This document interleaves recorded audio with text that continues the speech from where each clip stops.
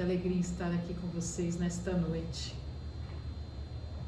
Tudo ok aí? Estou aqui com o pastor e teólogo amigo, meu querido Emanuel Manô. Boa noite, Manô. Boa noite, Lígia. Boa noite a todos que estão agora conectados aí pela web e a todos os amigos nossos que estão por aí de alguma forma conectados. Maravilha. Manô é teólogo, economista e maestro, gente. Ele é bacharel em economia pela Universidade de Mackenzie, pós-graduado em gestão pública pela EACH-USP e idealizador do Instituto Atos, entidade que já fez mais de 2.000 atendimentos e atende anualmente cerca de 400 crianças e adolescentes em vulnerabilidade social, com ensino de música erudita. É seu atual maestro e diretor artístico.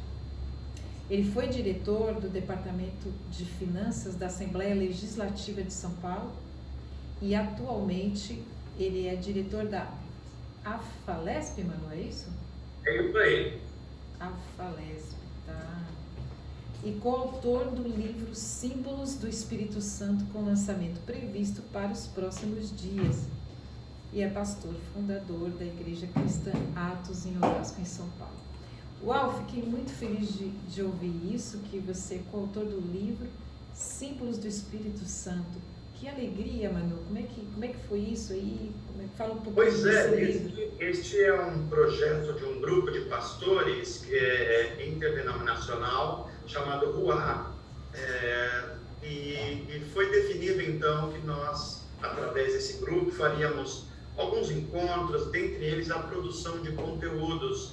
E este é o primeiro conteúdo que foi feito através dos amigos que também estão escrevendo. São 6 pessoas que escreveram.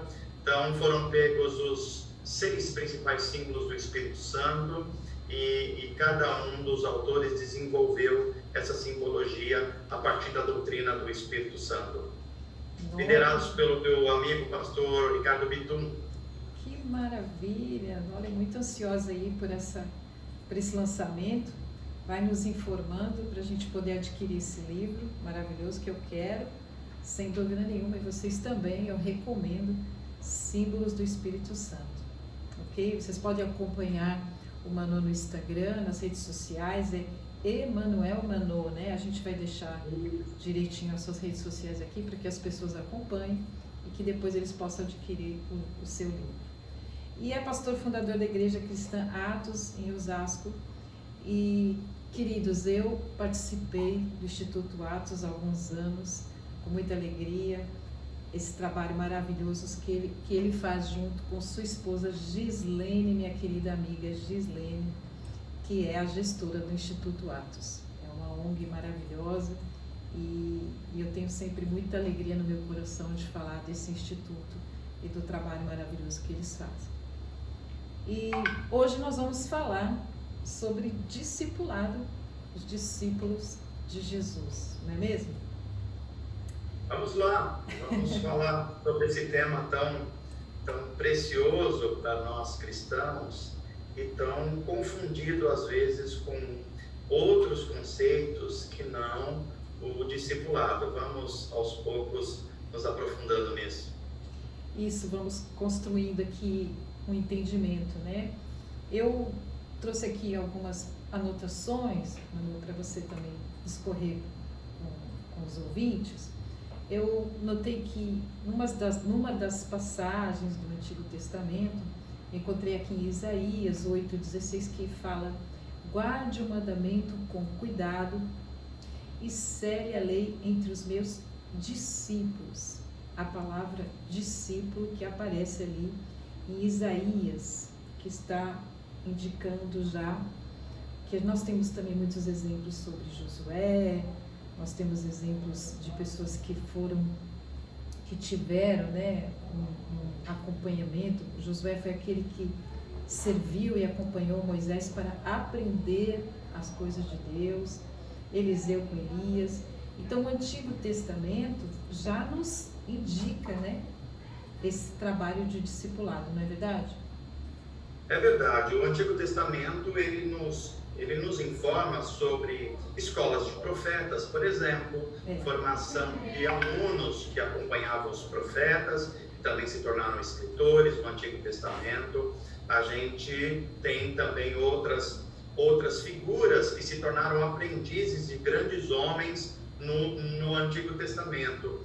Embora seja no Novo Testamento, a partir do evento Cristo, é que o termo discípulo e discipulado ganha uma conotação um pouco diferente, mais ampla, mais integral, que a gente pode daqui a pouco ir construindo isso. Que bacana, que bacana.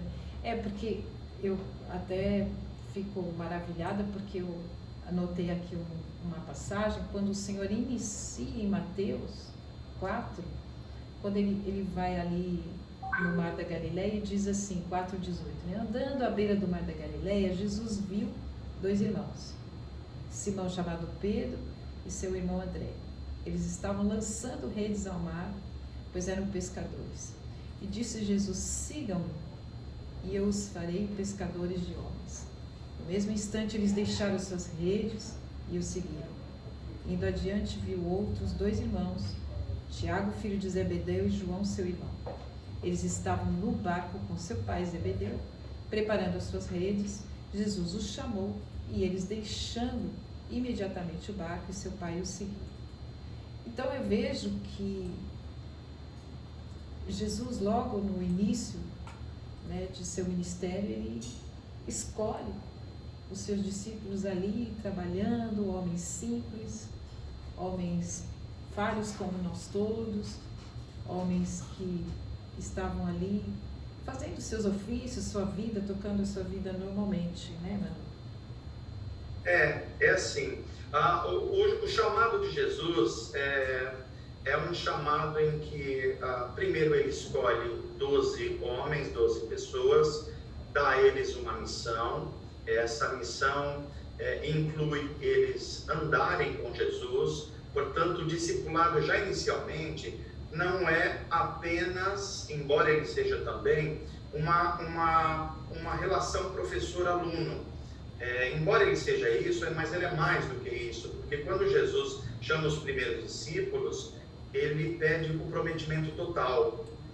Não é alguém que estuda a vida do seu mestre, absorve algumas ideias e depois vai viver a sua vida. Não, o discipulado de Jesus ou com Jesus é um comprometimento de vida. É isso que ele pede. Assim que ele chama os primeiros homens, eles dizem, vocês pescam peixes, a partir de agora vocês vão pescar homens. Portanto, eu quero comprometimento total. Em um determinado momento do ministério de Jesus, ele vê que as pessoas estão apenas procurando palavras doces e acessíveis de Jesus, e quando ele traz palavras mais duras a respeito do que é a vida, do que é o discipulado, do que é o embate contra o mal, do que é o embate do reino de Deus contra o reino das trevas, muitas pessoas vão embora. Ele chama esses 12 e diz, vocês também não querem ir? E é aí que, inspirado pelo Espírito, Pedro dá aquela resposta maravilhosa. Para onde nós vamos, se só tu tens palavra de vida eterna? Então, esse chamado de Jesus para os 12 é um chamado radical. Não é apenas para você aprender uma filosofia, não é apenas para você adquirir alguns conhecimentos clássicos, não. É andar com ele. Tanto é que o livro de Mateus termina, depois do Jesus ressurreto, fazendo um grande comissionamento. Sim. E esse comissionamento, Jesus disse, foi-me dada autoridade nos céus e na terra, toda autoridade. Portanto, eu estou transferindo a vocês parte dessa autoridade. Vão e façam discípulos. O chamado do Evangelho, da fé cristã, é fazer discípulos. E esse fazer discípulos está no centro da missão cristã. Um discípulo não é apenas um fã de um mestre. Um discípulo não é apenas alguém que admira alguém. Um discípulo, pelo menos no contexto bíblico e no contexto de Jesus, é alguém que é testemunha de algo. Ele viu algo e ele fala sobre esse algo sobre esse alguém. Portanto, exige um comprometimento de vida. Que é um relacionamento que eles têm, né? Um relacionamento com Jesus, onde eles vão se tornando uma nova pessoa. Eles vão sendo transformados também. Né? Que o Senhor fala, todas as coisas velhas ficam para trás, tudo se faz novo, como Paulo fez. Ou seja, quando eles começam a caminhar com Jesus, eles vão entendendo as coisas do reino e sendo transformados. Exatamente. Essa transformação de vida, é bom que se diga que depois que nós passamos pela regeneração, nós somos feitos novos homens e mulheres através de um ato do Espírito, e nós respondemos com fé e arrependimento e chamamos isso de conversão. Após esse ato, que é um ato de Deus, Deus espera que nós cresçamos. Portanto, todo chamado do Novo Testamento é um chamado para o crescimento. Crescimento no quê? Na graça e no conhecimento do Senhor. Portanto, é uma experiência diária, constante, de conhecer a Cristo, conhecer o seu poder, o poder da ressurreição, o poder do Evangelho. Ou seja, é amoldar-se em relação à pessoa e à obra de Cristo. Deus espera que nós cresçamos. Eu acho que tem uma figura de linguagem que pode nos ajudar muito. Por exemplo, eu me casei com o Giz no dia 4 de fevereiro de 95. 4 de fevereiro de 95. Esse dia muito especial, eu não podia deixar de lembrá-lo. Ora, quando eu me casei com Gislene, eu fiz um compromisso de fidelidade com ela, de honrá-la, de priorizá-la e de completa fidelidade. Mas neste dia, eu não sabia tudo sobre o casamento. Ao contrário, sabia muito pouco sobre o casamento. Verdade. Eu fui aprendendo sobre o casamento naquele dia. No dia seguinte, estou há 20 e tantos anos aprendendo sobre o casamento. Sim. O discipulado é assim. Quando nós nascemos de Deus, nós nascemos para um compromisso de fidelidade a Jesus Cristo. Ele é o nosso Salvador e nós confessamos isso publicamente. O Espírito gera em nós essa nova vida, nós o confessamos como Senhor. Isso é um compromisso de fidelidade. Mas nós vamos passar a conhecê-lo ao longo de toda a nossa jornada espiritual, de toda a nossa vida. Portanto, o grande trabalho do Espírito Santo é nos transformar à imagem de Jesus Cristo. E ele vai levar a vida nossa inteira para que a gente fique mais parecido com Cristo. Esse é o trabalho e a obra do Espírito Santo. Maravilha, né? Graças a Deus por isso, né? E isso na prática, hoje, vamos trazer isso na prática hoje, na igreja, como é que isso se processa? Porque nós precisamos entender que nós somos discípulos de Cristo, não de pessoas, né? Então, isso é muito importante. Pois é, Lígia, isso é muito desafiador, porque primeiro a gente precisa lembrar que discípulo não é um fã. Não é fã nem de Jesus e nem de qualquer outra pessoa, líder religioso, sacerdote religioso. O discipulado não se confunde com a relação fã-astro ou fã-ídolo. O discipulado também não é um entusiasta, porque o entusiasta ele só funciona enquanto ele está entusiasmado, ele é baseado nos seus sentimentos. A hora que o sentimento muda, ele muda também. Verdade. O discipulado cristão nem mesmo é apenas uma relação professor-aluno, porque um aluno pode aprender com um professor e tentar viver a sua filosofia, mas não ter uma relação, um relacionamento. Portanto, o discipulado cristão é uma relação íntima entre o mestre, que também é Senhor e que também é Salvador, e aquele que viu, que conhece. É assim que os discípulos de Jesus foram exortados, encorajados a sair pelo mundo. Vão, façam testemunhos, dão testemunho e façam discípulos. Batizem essas pessoas, ou seja, incluam no corpo místico de Cristo e ensine a eles todo o conselho de Deus. Ou seja, essa é uma relação que envolve, então, o discípulo tem uma relação diária e uma relação de vida com o seu Senhor. E aí a pergunta que surge é, discípulo de quem? Não é discípulo de nós mesmos, não é o discípulo do pastor, do apóstolo, do profeta. Porque se a gente for discípulo de alguém, ou encorajar outras pessoas a serem nossos discípulos, eles vão repetir com maior facilidade os nossos erros e as nossas limitações. Verdade. O que seria terrível. Já basta os nossos erros para nós mesmos. Verdade, verdade. Por isso Na que verdade, Jesus é o nosso padrão, né? O nosso... Pois é. Até porque nós não somos chamados a emular ninguém. Toda vez que alguém tenta imitar o outro, que saia uma cópia mal feita. Isso. Uma cópia mal feita dos erros, dos trejeitos, às vezes da fala. E é por isso que a gente precisa diferenciar discipulado, que é uma relação íntima com Cristo, portanto sendo uma testemunha, falando dele, do que ele fez, do que nós vimos, do que o Evangelho faz, e o que eu chamaria de adestramento. Uma coisa é o discipulado, é a gente levar as pessoas a um comprometimento íntimo com Jesus Cristo e com o reino de Deus.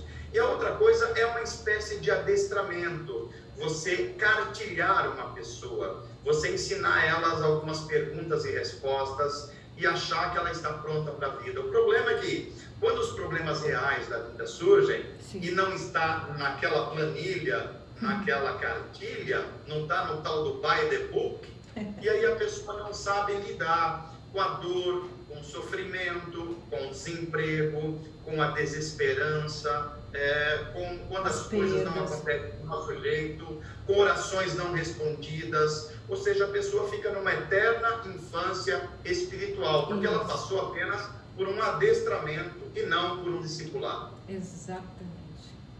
São meninos, né? São meninos. Eu estive lendo novamente aquele livro Discípulo Radical, né? Do John Stott. E ele fala uma coisa muito interessante, né? Como as palavras, hoje em dia, elas têm perdido a sua significância. As pessoas falam e não condizem com as suas atitudes do que falam. Então, o quanto isso, hoje, é importante, sabemos que nós precisamos ser discípulos realmente de Jesus Cristo e não de pessoas como nós estávamos falando, porque isso vai frustrar muito quando nós olhamos para as pessoas e não para Cristo, para nós entendermos a obra de Cristo e o quanto nós precisamos entender o serviço também, né? O que é servir o próximo, o que é se doar, o quanto é importante que as pessoas tomem conhecimento de que é necessário servir e perdoar os inimigos. Então, quando Jesus fala isso, as pessoas entram em choque, porque não é só aquele Jesus bonzinho, não é só aquele Jesus, como você disse, né, que é só um ídolo, mas que é o nosso Senhor e nosso Salvador.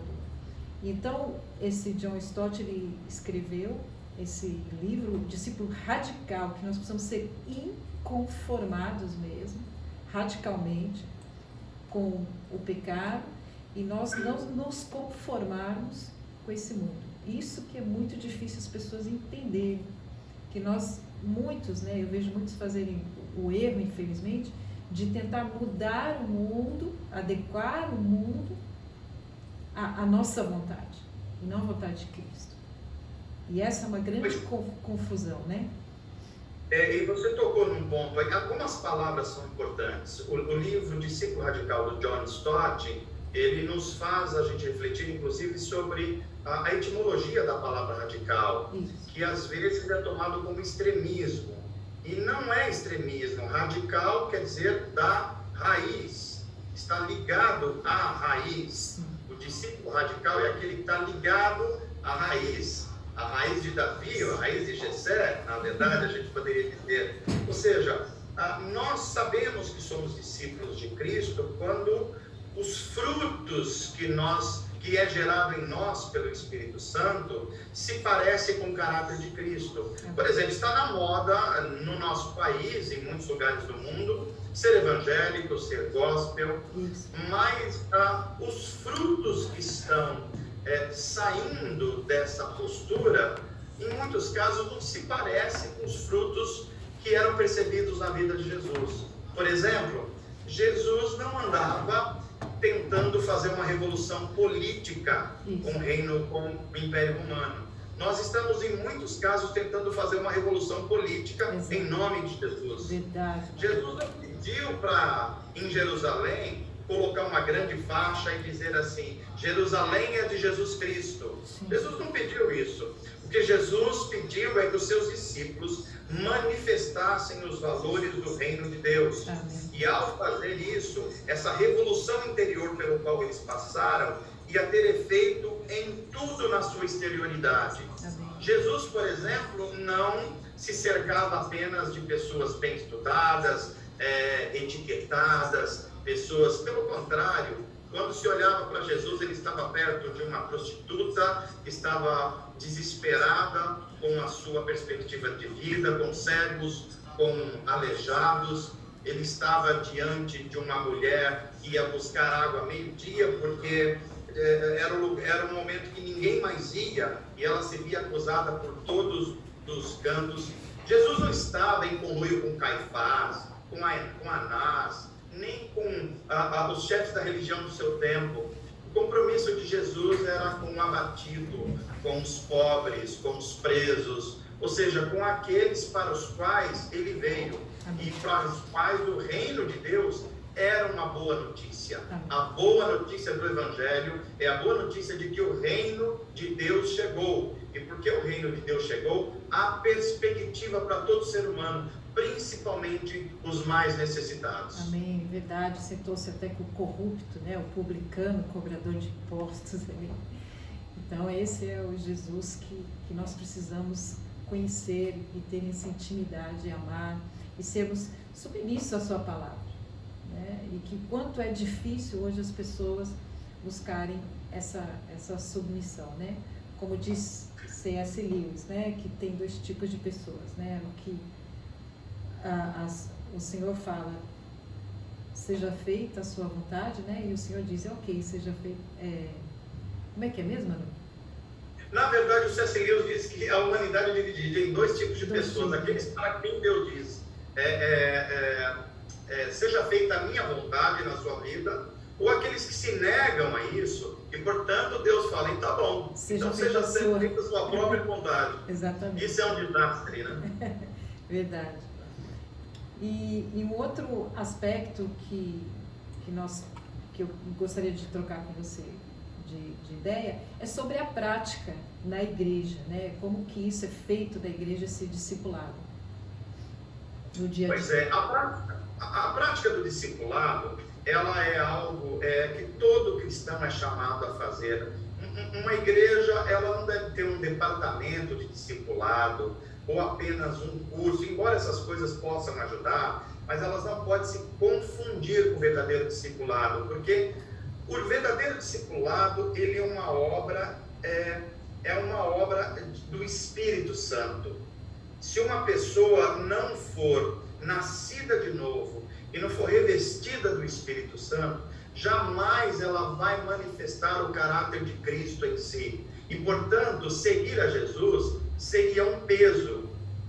Se uma pessoa não é revestida pelo Espírito Santo, e alguns chamam isso de batismo no Espírito Santo, como os pentecostais, os mais históricos chamam isso de revestimento, alguns, seja qual o nome que se der, essa é uma obra do Espírito Santo. Ou seja, tanto o novo nascimento, que é um agir interno de Deus, quanto o processo de santificação, que é o processo de formação do discípulo, é também uma obra com a ajuda do Espírito Santo. Embora nós podemos e devemos nos esforçar nessa jornada, mas a gente não pode confundir discipulado com moralismo ou treinamento de catequese. E esse é um problema que a gente tem. Isso. Nós achamos que ser discípulo de Jesus é vestir um certo tipo de roupa, é não beber um certo tipo de bebida, é você falar um certo linguajar, um certo dialeto que ninguém mais entende, só o seu grupo religioso. A gente acha também que ser discípulo é você necessariamente ter um cargo eclesiástico, né?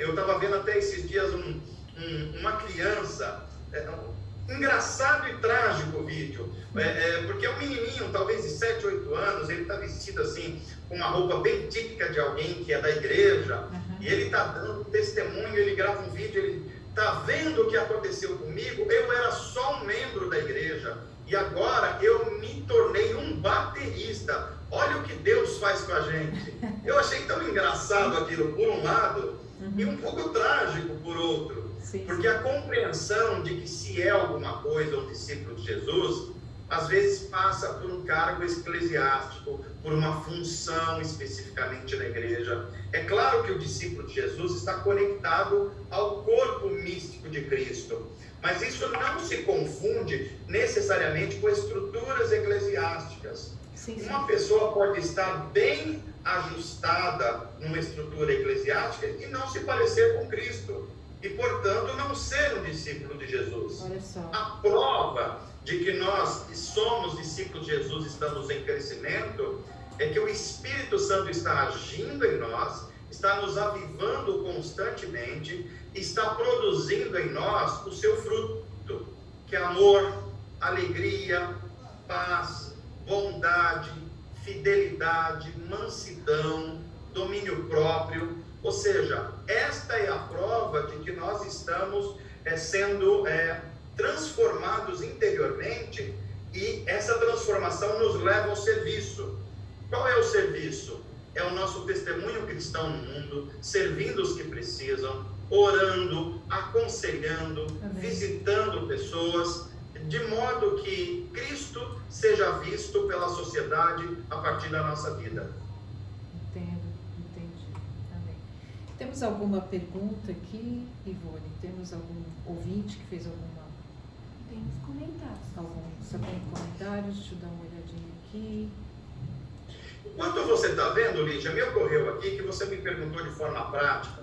Eu, de forma nenhuma aqui, estou colocando em xeque os programas de discipulado das igrejas, das denominações. Eu acho que alguns deles são bons e necessários, mas isso não pode se confundir com a transformação de vida e a habilitação para o serviço cristão no mundo. Talvez nós tenhamos exemplos bíblicos que possam nos ajudar a isso. Um discípulo de Jesus não é só um admirador de Jesus ou alguém que está ligado ao serviço religioso, porque os fariseus eram, Sim. os saduceus também eram, Exato. e eles não se pareciam com Jesus. Quando a gente se parece com Jesus, pelo menos 3 coisas que são centrais da nossa vida revelam isso. Primeiro, nosso tempo. Sim. Nós não podemos dizer que somos discípulos de Jesus se nós não temos tempo para o relacionamento com Jesus e com aquilo que é, ou que foi e que é, o centro do Evangelho, as pessoas. Portanto, um discípulo de Jesus tem o grande mandamento no centro da sua vida. Eu amo a Deus acima de todas as coisas. Sim. E mostro isso no meu relacionamento devocional, e eu amo as pessoas como a mim mesmo. E eu mostro isso no meu serviço cristão, na evangelização, no testemunho transformador no mundo, conforme Jesus fazia. O tempo é um deles. A segunda coisa é o uso dos dons. Deus nos deu dons a todos nós, mas não foi somente a nós. Deus distribuiu dons à humanidade. A questão é o que nós fazemos com os dons. O discípulo de Jesus usa os dons que foram recebidos por graça para que o reino de Deus avance e os sinais do reino de Deus apareçam no mundo. Portanto, o meu dinheiro, o meu trabalho, as minhas habilidades intelectuais, tudo que há em mim, em termos de dons, deve trazer glória ao nome de Deus. Tempo, dons e dinheiro. Tem muitas pessoas que dizem ser discípulos de Jesus, admiram o que Jesus diz, como aquele jovem rico. Sim, diz, sim. O Senhor é mestre, eu acho fantástico o seu ensino, o que eu preciso fazer para herdar a vida eterna? Jesus fala, vai e vende tudo que você tem. A questão central ali é que ele tinha um ídolo, ele tinha um Senhor, e esse Senhor não era Jesus, era a sua própria riqueza. Jesus não está ali dizendo que a riqueza é uma coisa ruim, não é nada disso. O que Jesus está dizendo é que a riqueza conduzia o coração daquele jovem. E, portanto, a sua riqueza seria utilizada para o seu egocentrismo, egoísmo e não para sinalizar os valores do reino de Deus. Exatamente, amém, obrigado, viu? E o quanto que nós temos hoje, as pessoas que têm a dificuldade justamente de congregar para que eles possam exercer esse amor ao próximo, né? Pessoas que são centradas no seu egoísmo, seu egocentrismo, e que as pessoas têm dificuldade de serem confrontados, de servir. Não, eu estou em casa, eu sou igreja em casa, não preciso ir até a igreja presencialmente. Então, as pessoas não querem se envolver muitas vezes com as coisas do reino, né? E um discípulo verdadeiro de Jesus Cristo, ele ama, ele serve, ele se envolve com as coisas de Jesus, que é a igreja, né? Pois é, Lígia, nós conhecemos aquele ditado que diz que para toda ação há uma reação. Infelizmente, nós estamos vivendo e vendo, principalmente no nosso país, uma reação a uma ação que tem sido nefasta no Brasil, que é um abuso dos discipulados. Então, nós vimos em algumas situações pessoas que diziam ser discipuladores e aprisionaram pessoas, obrigaram pessoas, fizeram com que essas pessoas voltassem o seu tempo, os seus recursos para estas pessoas ou para as denominações ou causas dessas pessoas. Esse abuso, esse controle de vida, esse controle com quem você namora, onde você trabalha, o que você faz, esse abuso acabou gerando uma reação, e uma reação também ruim. Porque muitas pessoas começaram a pensar assim, ok, isso está errado, esse abuso espiritual que acontece, então agora eu não presto contas mais a ninguém, eu não faço parte de nenhuma comunidade de fé, eu não preciso dar satisfações a ninguém, quando a Bíblia diz que um cristão jamais pode ser cristão sozinho. Porque se um cristão tenta ser alguém que leva a sua jornada espiritual sozinho, ele não pode desenvolver o fruto do Espírito. Imagina como é que alguém desenvolve paciência ficando sozinho. Não tem como. Como é que eu desenvolvo longanimidade? Como é que eu desenvolvo domínio próprio se eu não tenho relação com ninguém? Exato. Então, a vida cristã é uma vida em relação. E o discipulado, ele é livre, mas é livre a partir de um comprometimento do corpo. Isso. Eu sou livre para fazer aquilo que é minha missão. É por isso que em João 15 Jesus fala, eu sou a videira e vocês são os ramos.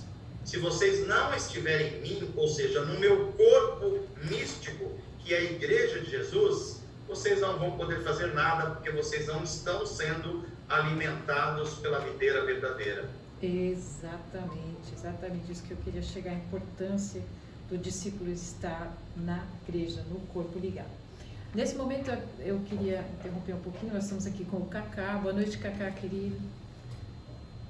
Tudo bem? Boa noite, pastora Lígia, tudo bem e você? Tudo. Você poderia ler para nós aqui os comentários e algumas perguntas? Sim. Bom, o primeiro comentário é do ex-vice-prefeito, ex-vereador dessa cidade, Antônio Carlos Cajado Simões, que diz: mas todos nós, com cara descoberta, refletindo como um espelho a glória do Senhor, somos transformados de glória em glória, na mesma imagem, como pelo Espírito do Senhor. Assim seja. Amém. Vós, maridos, amai vossa mulher, como também Cristo amou a igreja, e a si mesmo se entregou por ela, para a santificar, purificando-a com a lavagem da água, pela palavra glória. A Daniela Pegoraro dá boa noite, a Caroline e Pedro também dão boa noite. A Daniela Pegoraro diz: eu sou a videira verdadeira e meu pai é o agricultor. Todo ramo que estando em mim não dá fruto, ele corta, e todo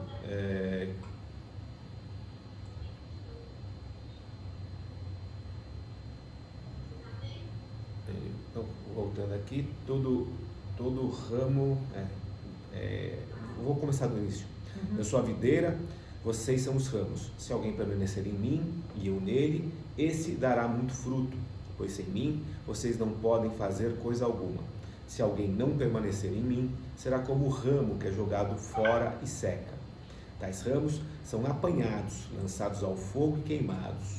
Se vocês permanecerem em mim e as minhas palavras permanecerem em vocês, pedirão o que quiserem e lhes será concedido.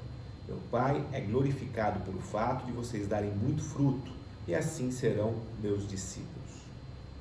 A Helena Silva diz: a paz do Senhor,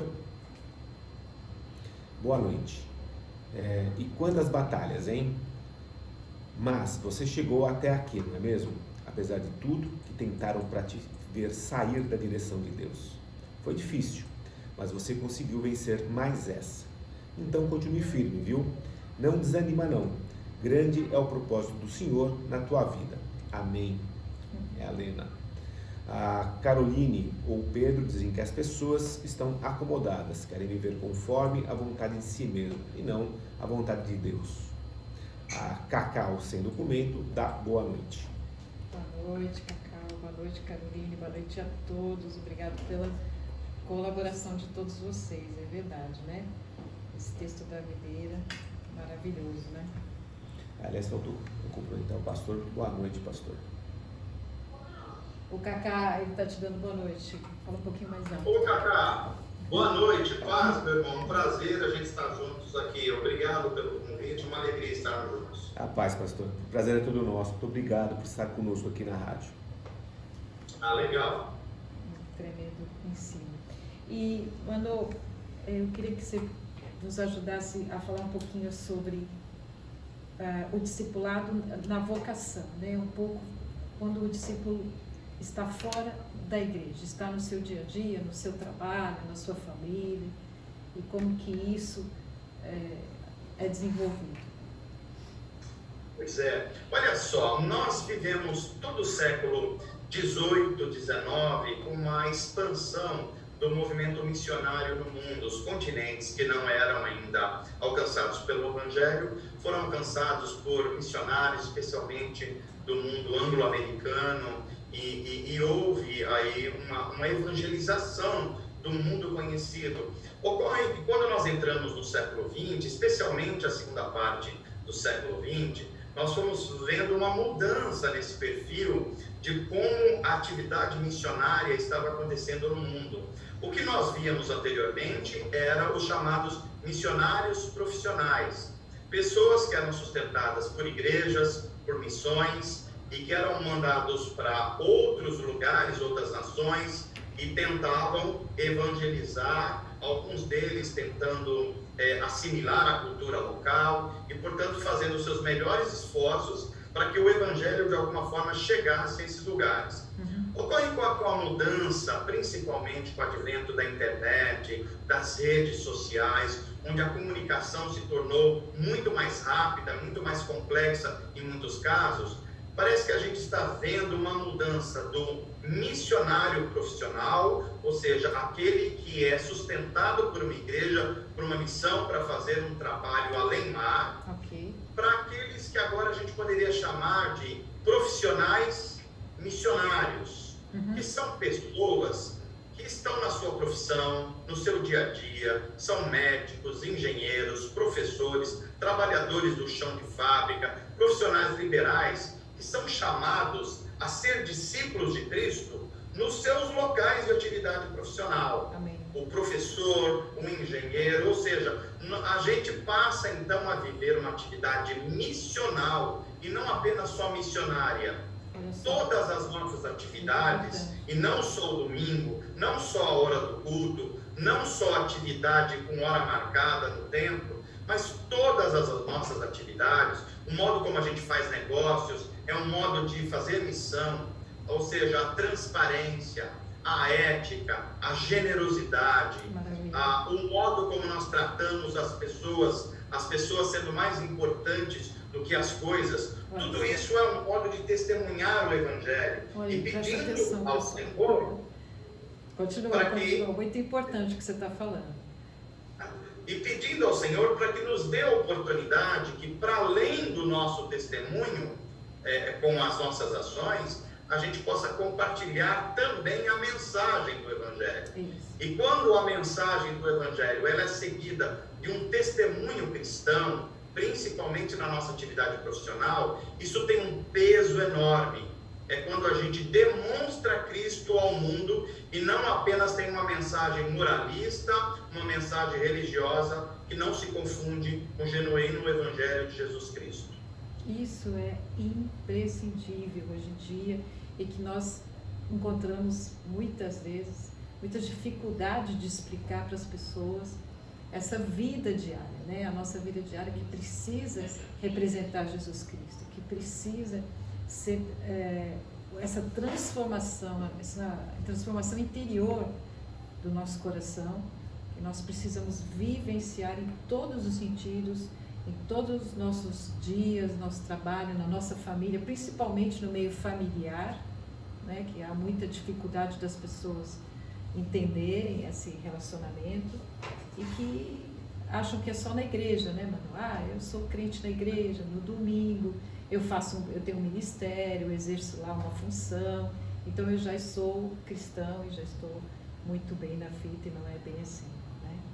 Eu vou dar um exemplo aqui de como a gente tem confundido o chamado e a vocação do discípulo com a gente apenas converter pessoas à nossa liturgia religiosa. Por exemplo, vamos pensar num jogador de futebol. Quase sempre as igrejas estão procurando um jogador de futebol, primeiro porque ele traz um certo status para a igreja, ou porque ele traz um bom dízimo para a igreja, ou porque, sei lá, uma série de situações. Mas aí a gente traz um jogador de futebol para a igreja, que vê os cultos, que participa de algumas atividades da igreja, mas o seu comportamento no seu dia a dia não mudou nada. Ele continua sendo a mesma pessoa, fazendo as mesmas coisas, agindo de um modo ético do mesmo jeito. Agora, imagina se nós prepararmos um jogador de futebol que realmente ele conhece Jesus Cristo, o reino de Deus entrou para dentro dele, fez uma revolução como fez em Zaqueu, e ele passa a atuar na sua vida profissional como um cristão.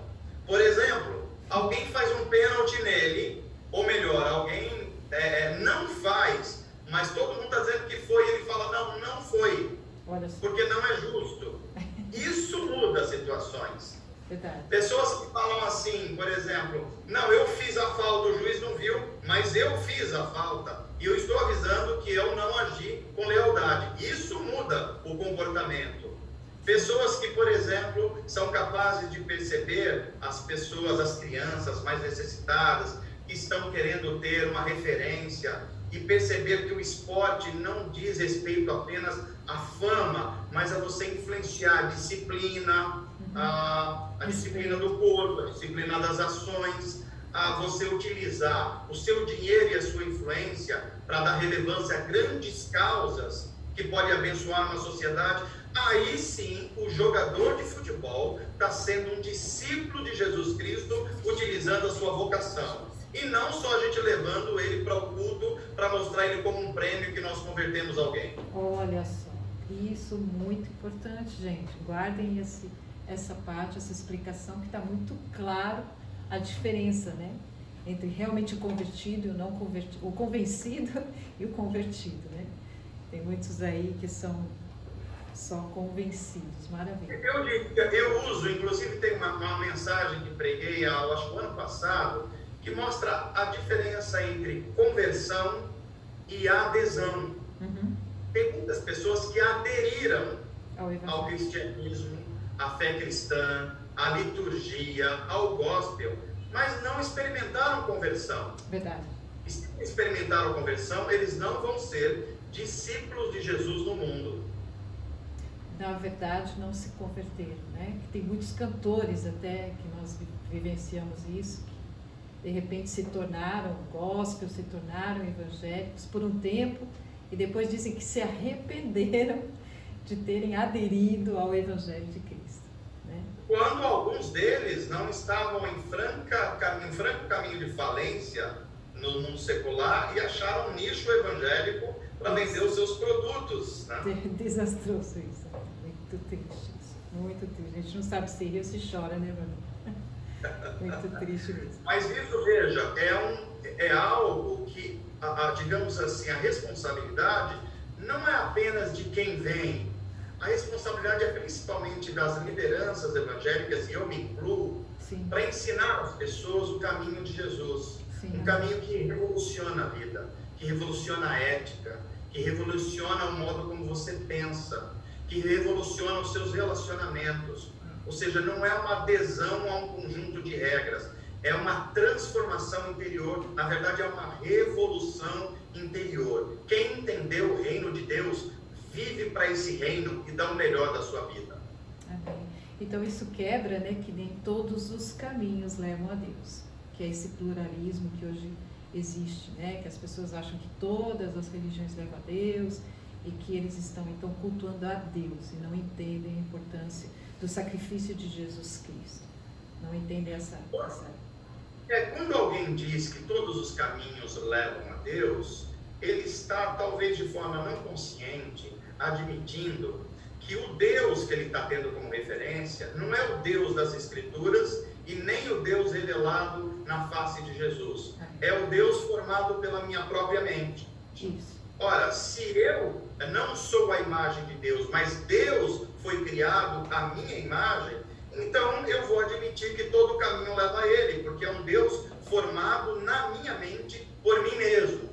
Agora, quando se trata do Deus único, Deus criador dos céus e da terra, o Deus Altíssimo, revelado em Jesus Cristo, aí só há um caminho que é o próprio Jesus. Ele mesmo disse: eu sou o caminho, eu sou a verdade e eu sou a vida. E ninguém se reconcilia com Deus, a Trindade, a não ser por meu intermédio, pela minha mediação. Essas são as palavras de Jesus Cristo. Ou você crê e vive para isso, ou você vive focado num Deus formado à sua imagem e semelhança, que, como se vê, é um desastre completo, como a gente tem testemunhado ao nosso entorno. E hoje é muito preocupante mesmo esse desastre, essa confusão. Aliás, agradeço pela sua aula hoje conosco aqui, maravilhosa, né?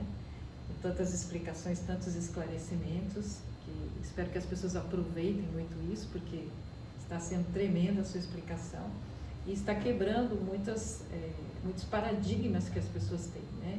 Sobre esse, principalmente, que todos os caminhos levam a Deus. É tremendo, porque é o que eu mais escuto por onde eu vou, né? E eu gostaria então que nós pudéssemos, deixa eu ver se tem mais algum comentário, alguma pergunta? Tem sim.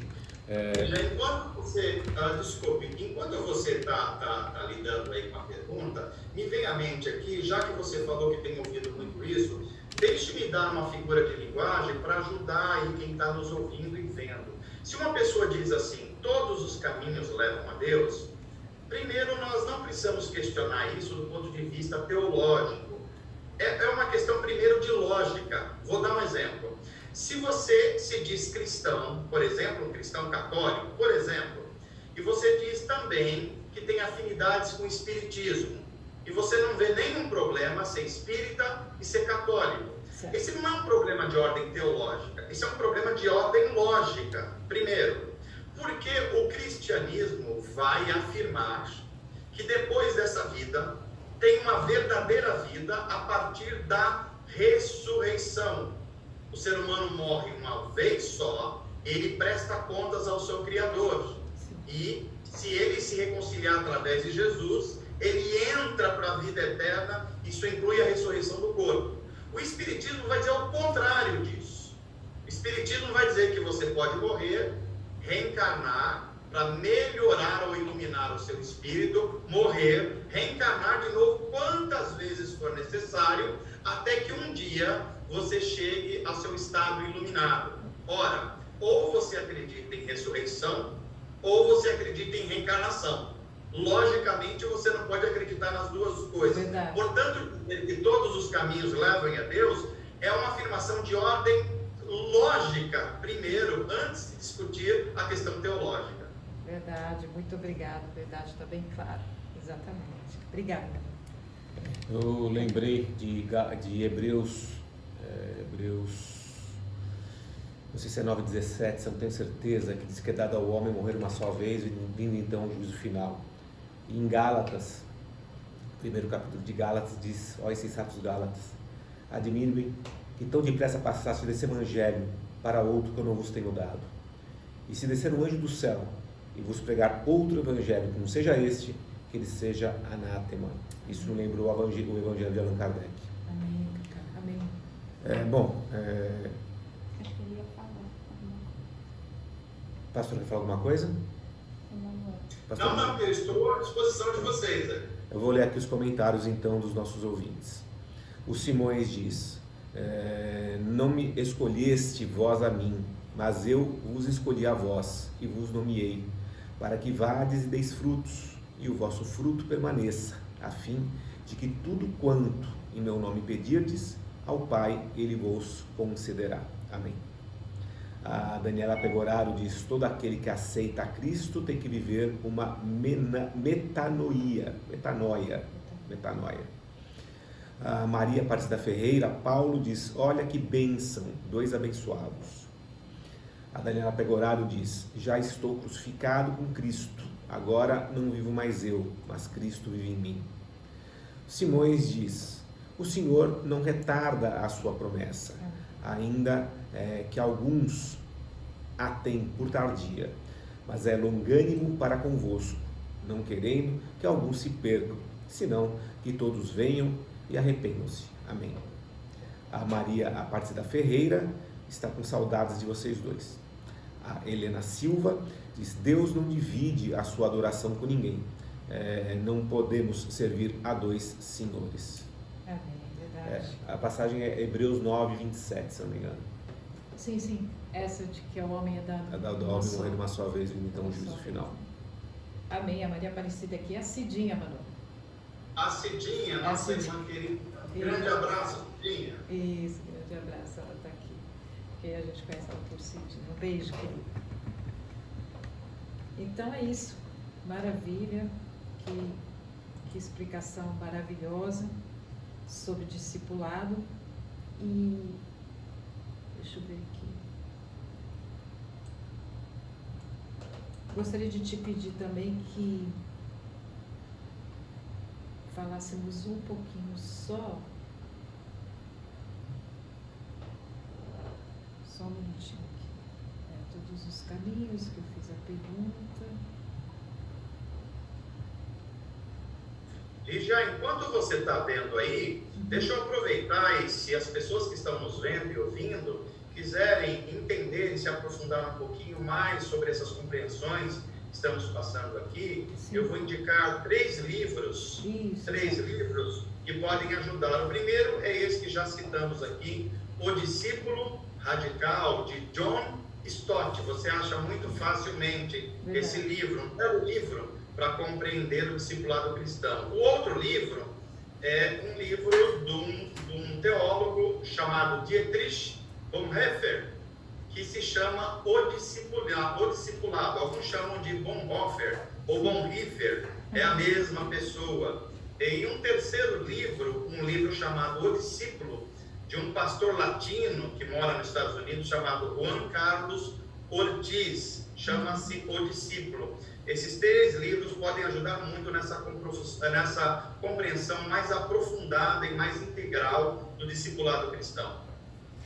Foi até ontem nós tivemos um podcast aqui também falando sobre as bem-aventuranças e nós citamos isso, né, que ele falou da graça barata, né, o Bonhoeffer. Exatamente. Então, o quanto que isso foi importante para que as pessoas entendam a graça do Senhor Jesus Cristo que nos salvou e o quanto nós somos conduzidos, né, a esse discipulado pela graça de Deus com o Espírito Santo. Não é possível seguirmos a Jesus, sermos submissos, nos arrependermos dos nossos pecados e seguir a Jesus se não for pelo Espírito Santo, pela graça do Senhor, né?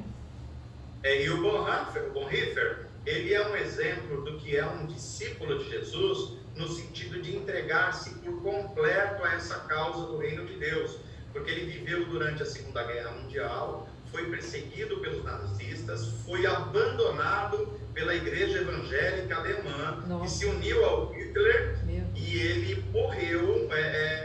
Os nazistas o mataram, mas ele não deixou de mostrar os problemas todos da igreja, os problemas da nação.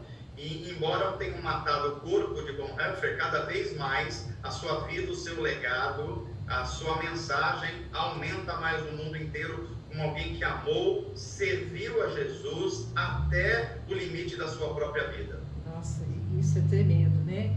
Como isso é forte para nós, que hoje, muitas vezes, algumas denominações acabam trazendo, infelizmente, a mensagem de um evangelho simplesmente interesseiro, né? Totalmente distorcida a mensagem de Cristo. Que ontem nós estamos falando das bem-aventuranças, que ele diz, né, felizes os que são perseguidos. Muitas pessoas não entendem isso, que nós vamos ser perseguidos, que vamos sofrer injustiças e vamos passar tribulações e tudo mais, e que muitas vezes isso não é pregado por ele.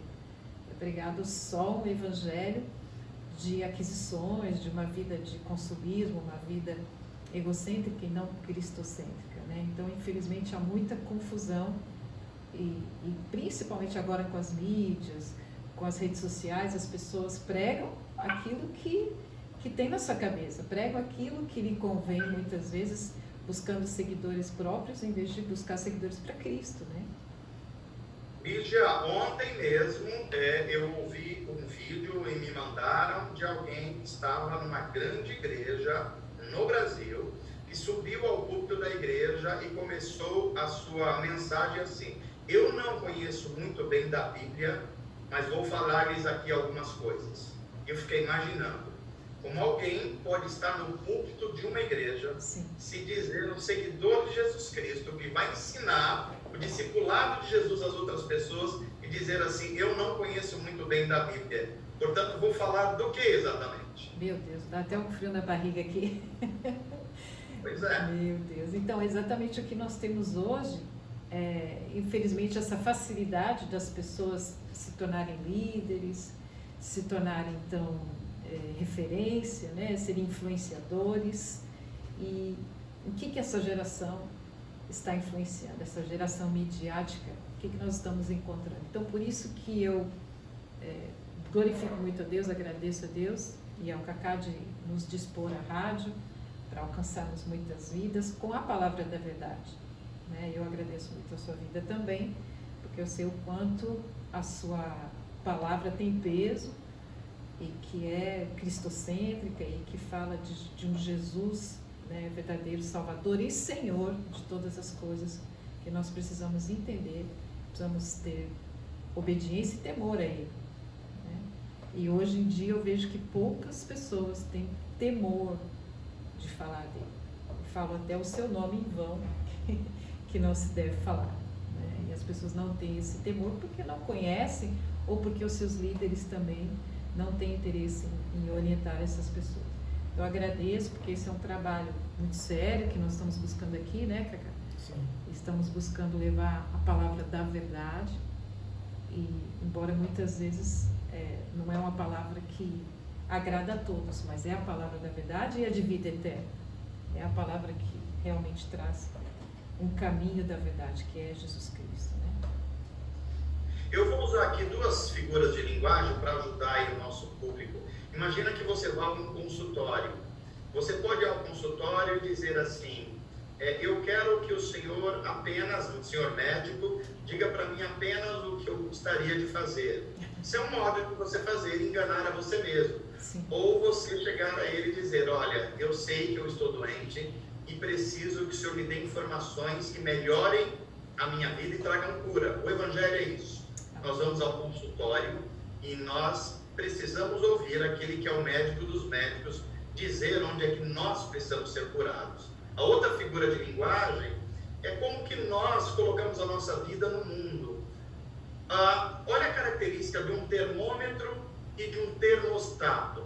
O termômetro, ele capta a temperatura que existe.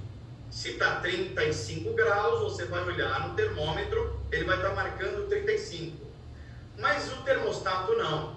O termostato, ele influencia a temperatura do ambiente. O discipulado cristão tem a ver com termostato e não com termômetro. Tem muita gente dizendo discípulo de Jesus, mas pegando a mesma temperatura do ambiente, vivendo do mesmo jeito.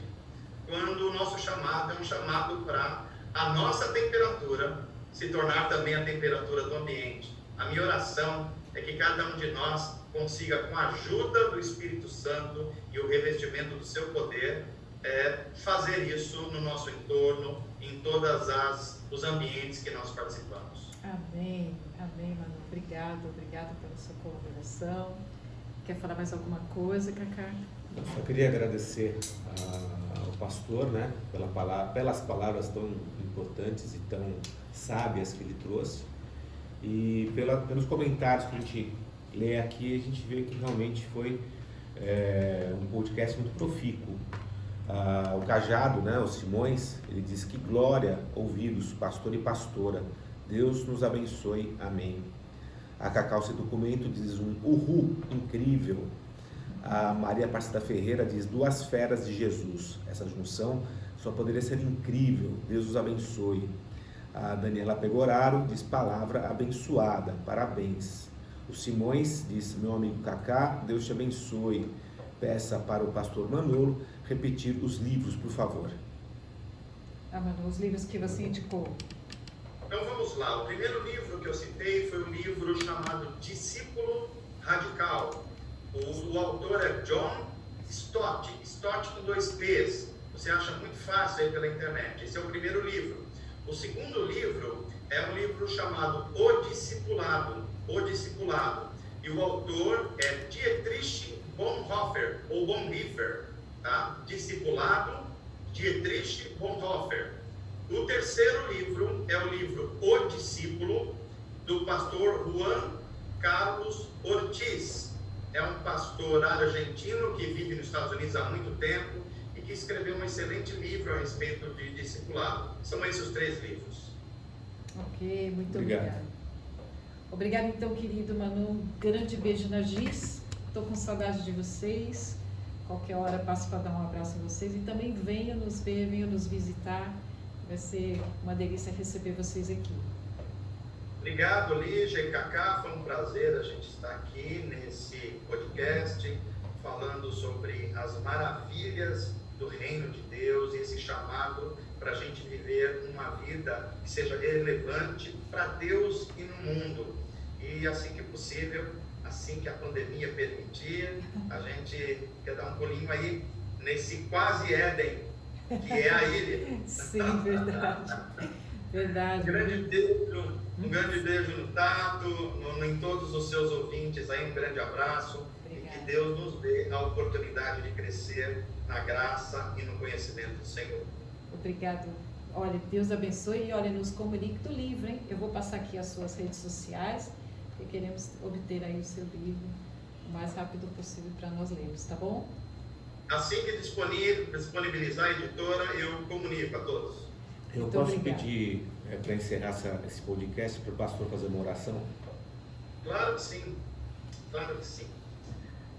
Senhor, somos gratos a Ti por esse tempo e esse espaço que o Senhor nos dá para conversar e comunicar a Tua palavra. Tudo que nós fazemos deve apontar para os valores do reino de Deus, para a mensagem do Cristo que se fez carne e habitou entre nós. E nos chama agora para uma revolução de vida, uma revolução em que nós mostramos com a nossa vida, com as nossas palavras, os valores do reino de Deus, para transformar, para trazer justiça, para trazer amor, para trazer perdão a todos aqueles que estão aprisionados nesse mundo. Nós oramos para que todos aqueles para os quais está chegando essa transmissão possam ser agora acolhidos pelo Teu amor e serem transformados, encontrarem refrigério para suas almas e lembrarem que o Pai que nós pregamos, o Pai do nosso Senhor Jesus Cristo, é um Pai que é nosso. E Ele também nos dá um pão, e o pão também é nosso. Tudo é nosso, porque Jesus Cristo conquistou na cruz apenas as nossas dívidas, que são nossas mesmas, mas Ele levou sobre si e já colocou, está quitado e cravou na cruz. E é por isso que nós podemos ser livres de todas forças más que nos impediam de um relacionamento integral com a Trindade. E agora nós podemos, e por isso que a nossa vida deve agora revelar essa nova vida, esse novo nascimento, vivendo numa nova comunidade, esperando novos céus e nova terra. Assim nós oramos em nome de Jesus. Amém. Amém. Amém, querido. Obrigado, obrigado. Viu? Boa noite para vocês. Nos veremos outras vezes. Muito obrigado. Boa noite. Boa noite a todos os Amém. ouvintes. Deus. Você Abração. também. Abração. Tchau, queridos.